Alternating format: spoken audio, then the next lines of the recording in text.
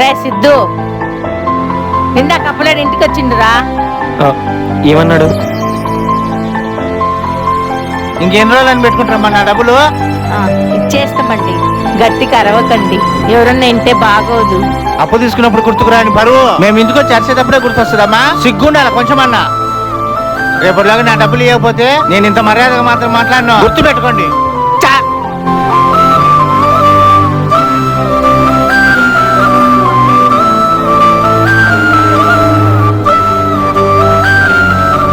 ఇప్పుడే ఒకరికి వార్నింగ్ ఇచ్చేసి వస్తున్నా. ఎంత చెప్పినా వినడంలో వాళ్ళు, అందుకే బెదరగొట్టి వస్తున్నా. ఏం చేద్దాం? ఇదిగో, ఇది నా బైక్ కి పెట్టుకో. నేను నీ డబ్బులు తిరిగి ఇచ్చేంత వరకు నా బైక్ నీ దగ్గరే పెట్టుకో. కానీ ఇంకోసారి ఎవరు లేనప్పుడు ఇంటికి వచ్చి ఆడలతో ఎదవాగుడు వాగేవనుకో,